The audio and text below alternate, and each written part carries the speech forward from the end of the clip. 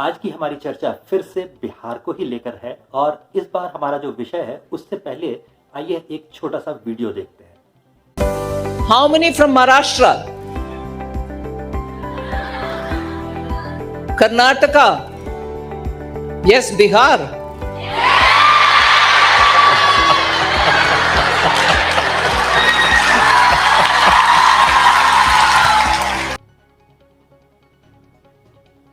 तो जैसा कि आपने इस वीडियो में देखा, इसमें निर्मला सीतारामन कोटा में एक आयोजन में पूछ रही होती हैं कि बिहार के कितने बच्चे हैं यहाँ, और अचानक से पूरी भीड़, कई सौ लोग ये शोर मचाते हैं कि हम बिहार से हैं। कई बच्चे वहाँ बिहार से हैं, ऐसा नजर आता है।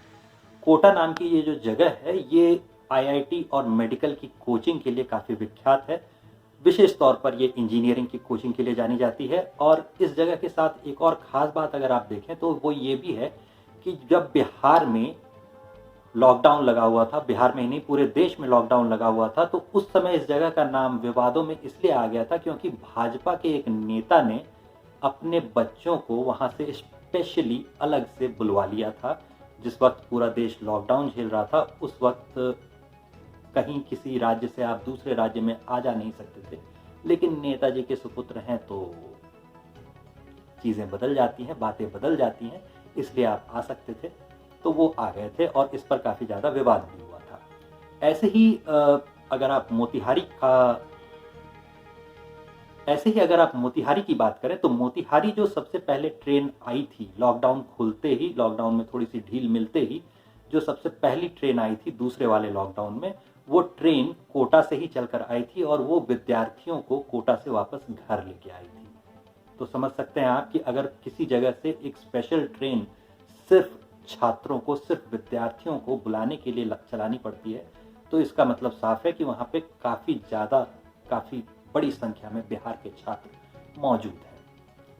तो बिहार के छात्र वहाँ मौजूद क्यों हैं, इसके पीछे अगर सवाल को आप देखें तो बिहार में उद्योग धंधों की बड़ी कमी है और इसलिए लोग नौकरियों की तरफ ज़्यादा भागते हैं। और नौकरी भी कैसे मिलेगी, तो सबसे आसानी से नौकरी आपको तब मिल सकती है जब आपने इंजीनियरिंग की पढ़ाई कर ली हो। तो इंजीनियर होना बिहार में एक बहुत ही बड़ी बात होती है।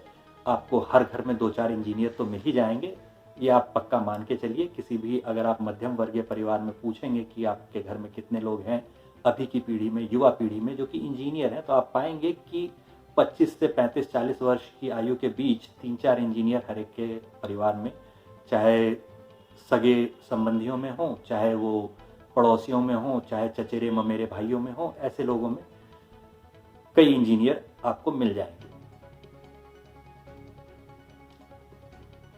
इसकी पढ़ाई के लिए पलायन होना बड़े ही शर्म की बात है। बिहार सरकार ने अपने लिए इंजीनियरिंग के कॉलेज नहीं बनाए, वो तो चलिए नहीं ही बनाए, लेकिन पिछले 25 वर्षों से जो ये पलायन जारी है, सिर्फ शिक्षा के लिए, ये कोचिंग के लिए कोटा जाते हैं, इंजीनियरिंग प्रवेश परीक्षाओं की तैयारी के लिए कोटा जाते हैं, और उसमें भी बिहार पिछड़ा हुआ है। बिहार से आपको राजस्थान जाना पड़ता है ताकि आप इंजीनियरिंग की प्रवेश परीक्षाओं की तैयारी कर सकें। ऐसा क्यों होता है, इसके पीछे जो कारण है वो भी बहुत स्पष्ट है। बिहार की जो शिक्षा व्यवस्था है वो ऐसी स्थिति में नहीं है कि वो इंजीनियर बना सके। इंजीनियरिंग की जो प्रवेश परीक्षाएं होती हैं, उसमें आप पास कर सकें, मात्र इतने के लिए जितनी तैयारी चाहिए उतनी तैयारी भी बिहार में हो पाए, ये बड़ा कठिन काम है।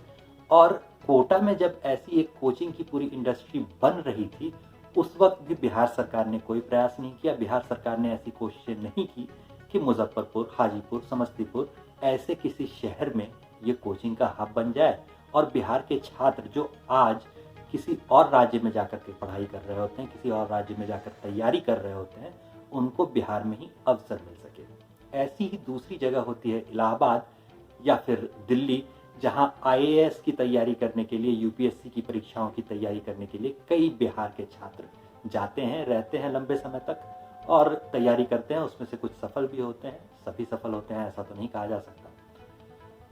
तो इससे नुकसान क्या होता है? अब इससे नुकसान की बात करने से पहले हम आपको बता दें कि जदयू के ही एक बड़े नेता बीबीसी से बातचीत करने के क्रम में कह चुके हैं कि भाई कोई भी कहीं भी किसी भी राज्य में जाकर बसे, ये तो अच्छी बात है। अच्छी बात है? पक्का अच्छी बात नहीं है। अच्छी बात क्यों नहीं है, इसको समझना हो तो सबसे पहले ये समझिए कि किसी भी दूसरे शहर में जब आप जाते हैं तो वहां सबसे पहले आपको रहने के लिए एक छत की जरूरत होती है, एक घर की जरूरत होती है। उस घर को आप लेंगे कैसे? किराए पर लेंगे। तो लंबे समय तक आपने जो एक घर का किराया दिया वो आपने किसी और राज्य को दिया। आपके पिताजी, आपके माताजी कमा कहाँ रही थी? तो वो कमाने के लिए बिहार राज्य में काम कर रहे थे। बिहार राज्य से उन्होंने पैसे कमाए, मगर उसको खर्च किसी और राज्य में किया। जैसे ही किसी और राज्य में खर्च किया, इसका मतलब है कि सारे टैक्स किसी दूसरे राज्य को गए। बिहार सरकार के राजस्व में आपकी उस आय से, आपके उस व्यय से, आपके उस खर्चे से कोई फर्क नहीं पड़ा। तो ज्यादा कमा पाती बिहार सरकार को राजस्व ज्यादा मिलता, टैक्स ज्यादा मिलते अगर वो किराया आपने बिहार में किसी मकान में दिया होता। तो सबसे पहला नुकसान बिहार सरकार को ये हो जाता है। अब सरकार के पास सिर्फ इस एक चीज से पैसे आने कम हो गए, ऐसा नहीं है। रहने के अलावा आप खाने पीने पे खर्च करते हैं, कुछ ना कुछ आपका एंटरटेनमेंट पर, घूमने फिरने पर और दूसरे शौक पर खर्च होता है, कुछ कपड़ों पर खर्च होता है। ये सारे के सारे खर्च जो है आप अगर किसी और राज्य में कर रहे हैं तो ये सारे का सारा टैक्स जो है वो किसी और राज्य सरकार को जा रहा है। तो इस तरह से टैक्स का जो नुकसान होता है वो सबसे पहले बिहार को हो जाता है। दूसरा नुकसान जो होता है वो ये है कि बिहार से आपने इंटरमीडिएट तक की, +2 तक की पढ़ाई की, आप निवासी भी बिहार राज्य के थे, मगर जब आप तैयारी किसी और राज्य में करते हैं, इंजीनियरिंग की पढ़ाई किसी और राज्य में करते हैं और नौकरी भी किसी और राज्य में करने लगते हैं, तो बिहार से एक पढ़े लिखे साक्षर व्यक्ति का पलायन हो गया। बिहार में शिक्षा की दर पहले ही काफी कम है, करीबन 56% लोग जो हैं वो यहाँ पर शिक्षित माने जाते हैं। अगर हम लोग ग्रेजुएशन के लेवल तक की शिक्षा की बात करें तो उसमें हम पाएंगे कि ग्रेजुएट लेवल तक की शिक्षा काफी कम लोगों ने पाई होती है। ऐसे सभी शिक्षित लोग, ऐसे सभी किसी काम में कुशल लोग अगर किसी और राज्य में जाकर काम करते हैं तो उससे फिर से बिहार राज्य को नुकसान होता है और बिहार राज्य में कोई फैक्ट्रियां, कोई नए उद्योग, कोई नए उद्यम संयंत्र आकर लगाने की कोशिश नहीं करता, क्योंकि वो सोचता है कि हमारे पास तो यहाँ पर ही मैन पावर उपलब्ध है। अगर मैन पावर यानी कि श्रम संसाधन जिसे आप कहते हैं वो राज्य का हो मगर राज्य के बाहर कहीं जाकर काम कर रहा हो, राज्य के पास काम न कर रहा हो, तो राज्य को श्रम संसाधन का भी नुकसान हो गया। यानी कि एक और नुकसान जो श्रम संसाधन का था, मानव संसाधन का था, उसका नुकसान भी आपने कर लिया। तीसरे स्तर पर अगर हम आते हैं तो ये नुकसान पारिवारिक है। अब सोचकर देखिए कि अगर युवा वर्ग नौकरी करने के लिए बाहर जाता है, ज्यादातर युवा लोग ही नौकरी करने के लिए बाहर जाएंगे, कोई 60 साल का बिहार के बाहर नौकरी करने के लिए तो नहीं जाएगा ना, जो होगा वो 25 से 35-40 तक की आयु वर्ग का होगा। तो ऐसे सभी लोग अगर बिहार से बाहर नौकरी करने के लिए चले जाते हैं, ऐसा माना जाता है कि करीब करीब 3 करोड़ बिहार के लोग ऐसे हैं जो कि बाहर कहीं जाकर नौकरी करते हैं, प्रवासी हैं। तो समझ लीजिए कि 3 करोड़ लोगों का जो परिवार होगा, जो उनके परिवार के बूढ़े लोग होंगे, जो उनके परिवार के छोटे बच्चे होंगे, वो तो अभी भी राज्य में है। तो उनका खर्चा, उनकी देखभाल का सारा बोझा राज्य सरकार पर आता है।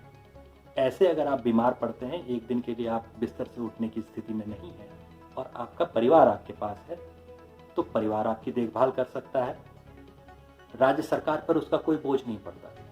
लेकिन अगर आपके परिवार के सभी युवा सदस्य परिवार छोड़कर राज्य के बाहर कहीं जाकर बसे हुए हैं, तो मामूली से मामूली बीमारी, मामूली से मामूली तकलीफ में भी आपको राज्य सरकार पर निर्भर होना पड़ता है।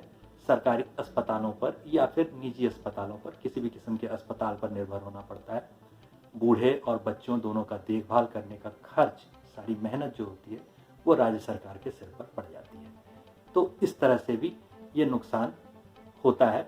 और परिवार का जो आपसी संबंध होता है उसमें जो दिक्कतें होती हैं, आपको लग रहा है कि इस त्योहार में घर वापस आना चाहिए मगर आप आ नहीं पा रहे हैं। क्यों? क्योंकि ट्रेन में तो जगह नहीं है। छठ और दूसरे ऐसे त्योहारों के दौरान आप लोगों ने देखा होगा कि बिहार कैसी ट्रेनें आती हैं, उसका वीडियो अक्सर वायरल होता रहता है।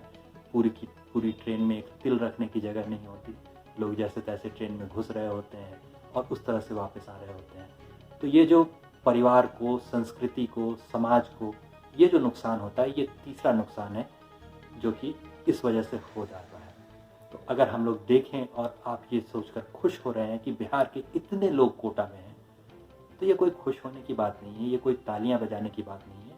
असल में ये शर्मिंदा होने की बात है और राज्य सरकार से इस मुद्दे पर सवाल पूछे जाने चाहिए कि आखिर पलायन कम क्यों नहीं करवा पाई, पलायन बंद क्यों नहीं करवा पाई। शिक्षा के संस्थान हमारे पास अपने क्यों नहीं है, अपने राज्य में क्यों नहीं है, हमें बाहर क्यों जाना पड़ता है, ये मेहनत क्यों करनी पड़ती है। उम्मीद है किसी दिन आप पलायन पर भी बिहार सरकार से सवाल पूछेंगे। तब तक के लिए इजाज़त।